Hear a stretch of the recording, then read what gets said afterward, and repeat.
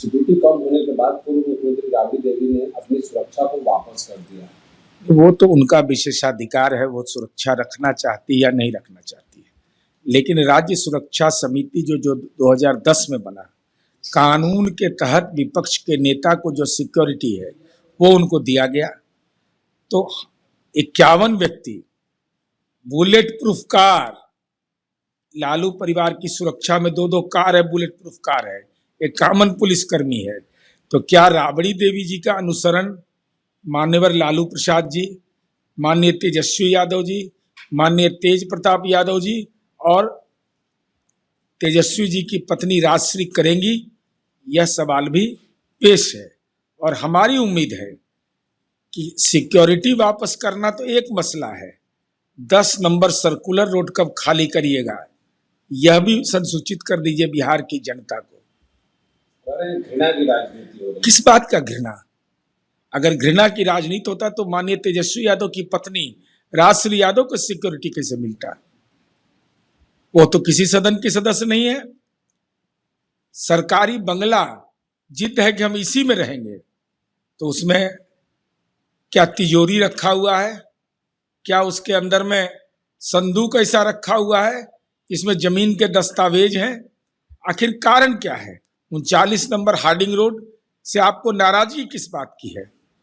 और राज्य के भूतपूर्व मुख्यमंत्री होने के नाते अगर यह दावा आप कर रही हैं तो माननीय सतीश कुमार जी राज्य के भूतपूर्व मुख्यमंत्री रहे थे, क्या उनको आपने बंगला दिया था अपने शासनकाल में?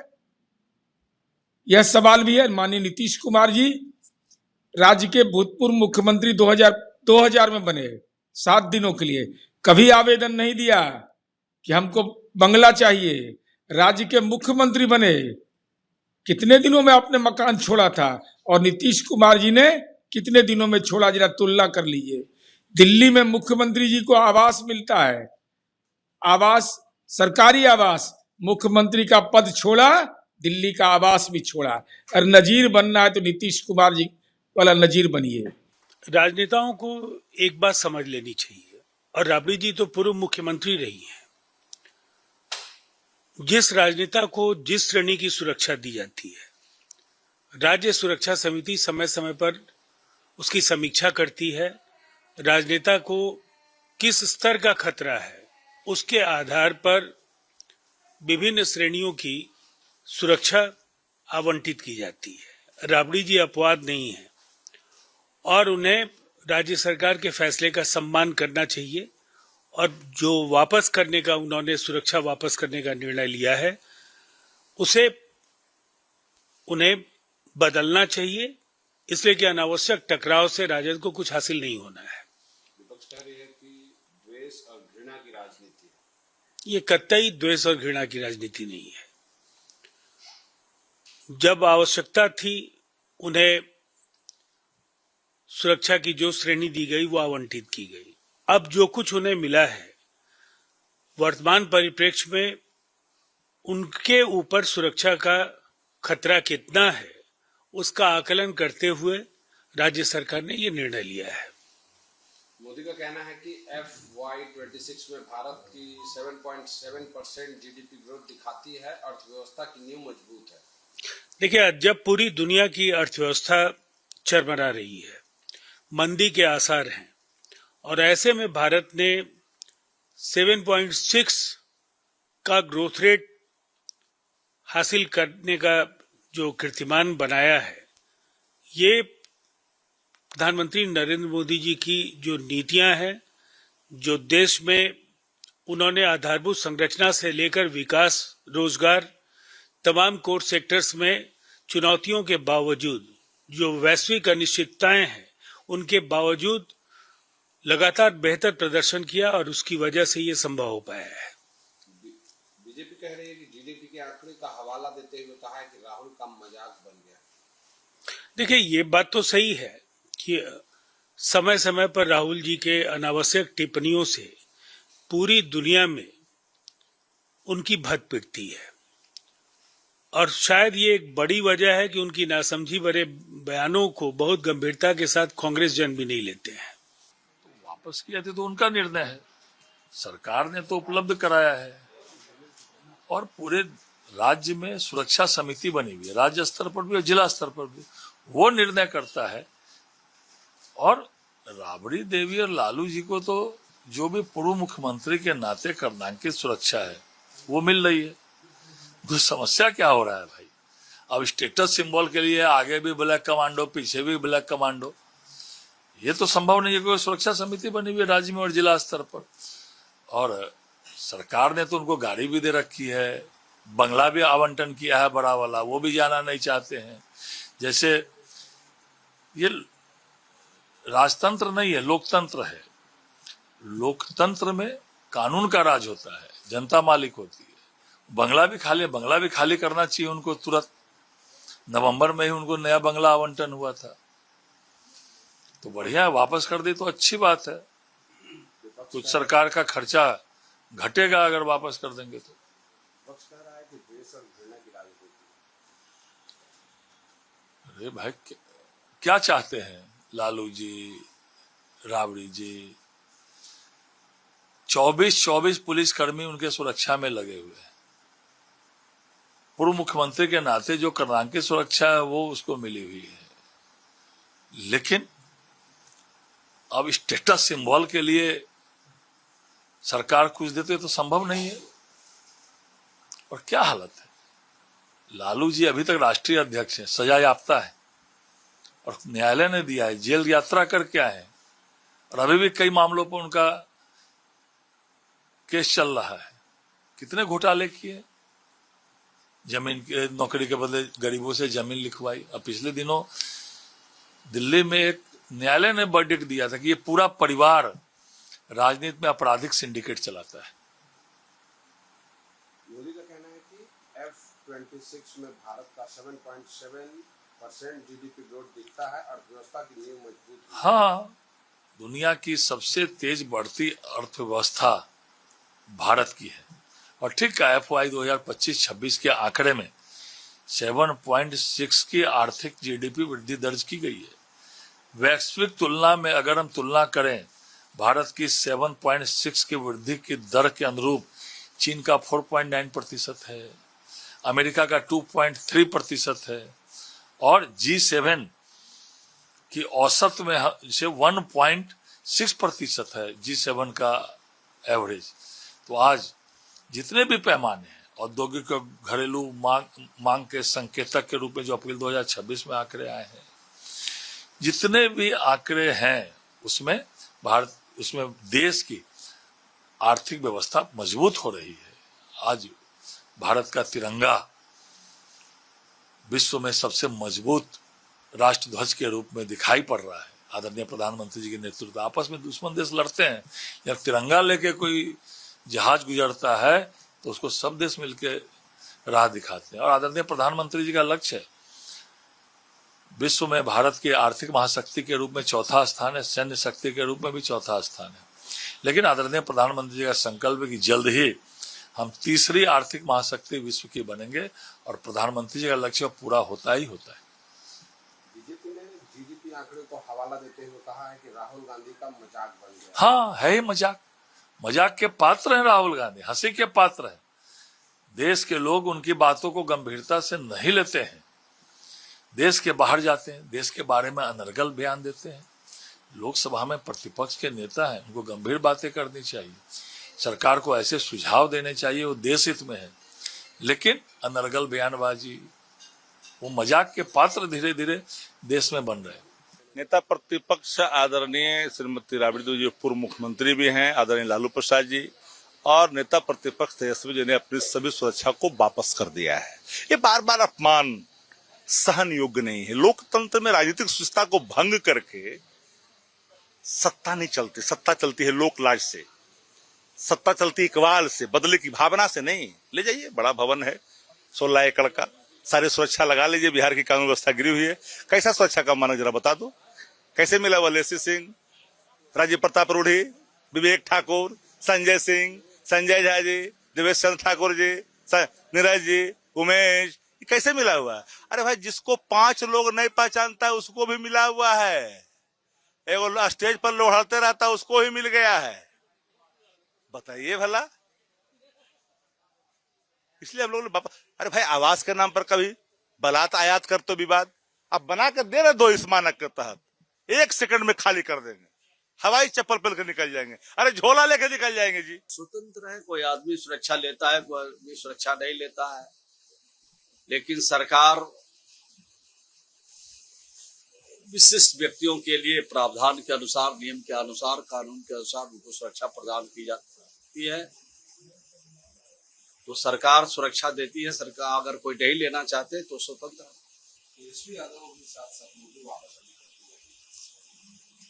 अब जो भी उनको सुरक्षा दी गई है वापस करना चाहते तो कौन रोकेगा उसमें? ये पहली बार थोड़ी है, अनेक बार ये धमकी देते हैं। जब सुरक्षा में कुछ कटौती होती है तो सरकार तो समीक्षा करती है और जिसको जिस अनुसार सुरक्षा की आवश्यकता है उस अनुसार उनको सुरक्षा सरकार प्रदान करती है। नहीं, सरकार कोई घृणा की राजनीति नहीं करती है, द्वेष की राजनीति नहीं करती है। जिसको जिस तरह के सुरक्षा का मानक बना हुआ है, जिस तरह से सुरक्षा की आवश्यकता है उस अनुसार उनको सुरक्षा दी जाती है।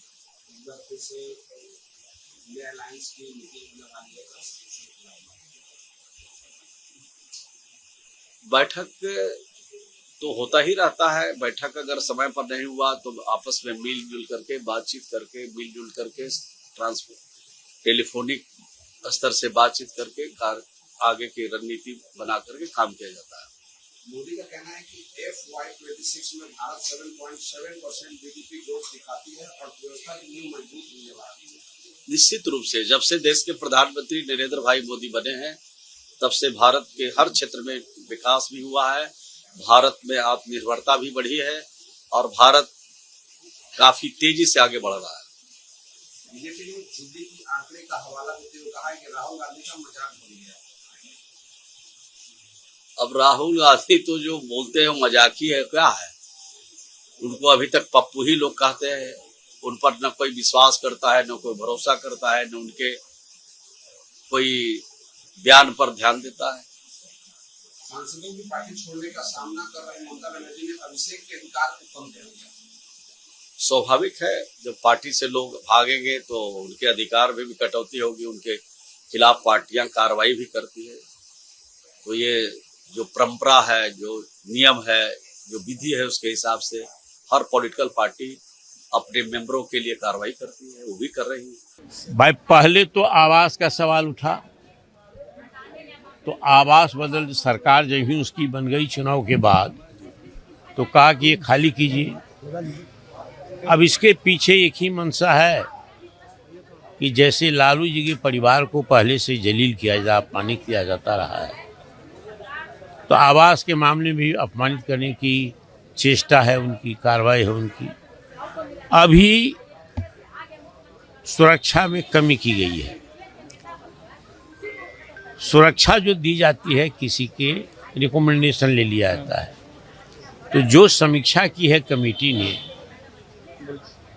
उस समीक्षा में क्या कहा गया है? लालू जी पर कोई खतरा नहीं है, राबड़ी जी पर कोई खतरा नहीं, तेजस्वी जी पर कोई खतरा नहीं है।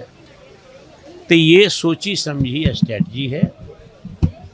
इसमें राजनीति करके इस परिवार को और आरजेडी के संपूर्ण परिवार को अपमानित किया जा रहा है। जो एक व्यापक जनाधार है उसको भी प्रताड़ित किया जा रहा है कि तुम्हारे नेता के साथ हम ऐसा बदसलूकी कर रहे हैं। तो अब ये जिम्मेवारी हमारी नहीं है, ये जिम्मेवारी राष्ट्रीय जनता दल की नहीं, ये जिम्मेवारी सरकार की है। क्योंकि विधि व्यवस्था के नाम पर कहते हैं कि जब हम इसको घर से निकाल देंगे, यहाँ फोर्स कर देंगे, ये करेंगे कार्रवाई, तब सुरक्षा की जिम्मेवारी कोई घटना घटी तो जिम्मेवार सरकार होगी। वो दोनों सीएम रह चुके हैं।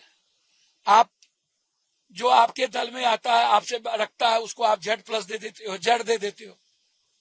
आप अपने सारे MP को Z दिए हुए हो, लगभग Y-थ्रेड दिए हुए हो। आप पूंजीपति उद्योगपति को Z+ दिए हुए हो, मोहन भागवत जी को Z+ दिए हुए हो, एस्कॉर्ट दिए हुए हो, RSS के लगभग लोगों को Z+ दिए हुए हो। कहा है भाई, आप हमको बताइए क्यों, क्या कारण? कहा इतना बड़ा विपक्ष पर जुल्म करते हो, अत्याचार करते हो? विपक्ष आपकी विचारधारा का नहीं है तो जुल्म करो, अत्याचार करो। क्या था जब आप लाखों लोगों को, अब हजारों हजार को जेड प्लस, हमको तो सुरक्षा नहीं दी है तो हम कहां भीख मांगे? अरे मर जाएंगे, मार देगा कोई, लेकिन अपने समाज के साथ समझौता नहीं करेंगे। हम तो चाहेंगे तेजस्वी यादव को गिरगिराना बंद करना चाहिए, भीख नहीं मांगना चाहिए। वो लालू राबड़ी के पुत्र हैं। संघर्ष बढ़िए, छोड़िए ऐसा घर। ये घर में सोना चांदी लगा हुआ है क्या? ये बिल्कुल गलत है और विपक्ष की आवाज और विचारों को दबाने की कोशिश। कोई मुद्दा ही नहीं है। ये कोटा बड़े बड़े कोचिंग माफियाओं का मुद्दा है, ये आप जान लीजिए। कोई मुद्दा नहीं है। सारे बिहार को टारगेट किया जा रहा है। एक ग्लोबल रेस्पेक्ट है खान सर का, एक बिहार झारखंड यूपी में रेस्पेक्ट है रोशन सर का। दोनों बिहार के लिए एसेट है, बच्चों के लिए एसेट है। अब इस लड़ाई में बच्चों को कुदा दिया है जो, और यूट्यूबर ब्लॉगर ने तो फैसल खान फैसल खान फैसल खान। ये क्या है भाई? क्या वो क्रिमिनल है? गलती कोई बॉडीगार्ड या कोई किया तो आप कानून काम करें। रोशन सर का कोई किया तो कानून काम करे। जेल भेजने की क्या जरूरत थी? क्या वो क्रिमिनल थे? अब पुलिस क्रिमिनल के तरह काम खान सर के खिलाफ करने लगी। आप इन्वेस्टिगेशन करिए, आप जांच करिए पूरी, और इन मुद्दों में बच्चों को नहीं कूदना चाहिए। और यह विवाद खत्म होना चाहिए। 30 से 40% यहां पर ऐसे कोचिंग संस्था हैं जो कोटा और भारत को डिफीट करते हैं। रेस्पेक्टेबल है बिहार के बच्चों के लिए। मैं मानता हूं 60-70% कोचिंग की दुकान नहीं चलती है जो गाली गलौज करते हैं। ये गलत विवाद है। इस विवाद से दोनों को बचना चाहिए। और अहंकार में शिक्षक के रेस्पेक्ट को कमजोर कर रहे हैं आप। ये कोचिंग माफिया लोगों का जो ये लड़ाई पूरे देश में रहता है पैसा कमाने की, और प्रतिस्पर्धा जो बन गई है, सकारात्मक प्रतिस्पर्धा हो, गलत प्रतिस्पर्धा सही नहीं है, मैं नहीं मानता। और ये गलत झगड़ा है। चलिए,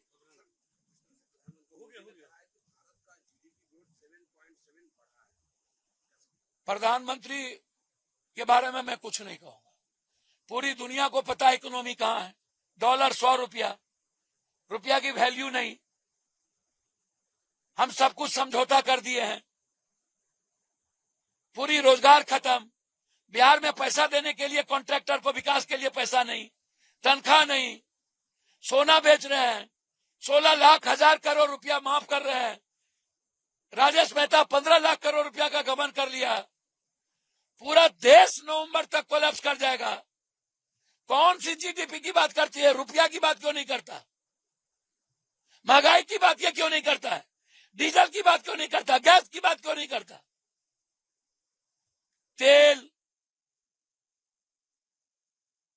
दाल, सब्जी की बात क्यों नहीं करता? ये पूंजीपति के 7% ग्रोथ की बात क्यों करता है? ये मिडिल क्लास के लोगों की बात क्यों नहीं करता है? नौकरी पेशा में क्या हो रहा है? किचन भागा, सिर्फ राजनीति, सिर्फ सियासत। ये गलत है। आपके राज्य की खबरें, आपके शहर की खबरें सबसे पहले जानने के लिए देखते रहें अमर उजाला। चैनल को सब्सक्राइब जरूर कर लें और पाएं हर अपडेट।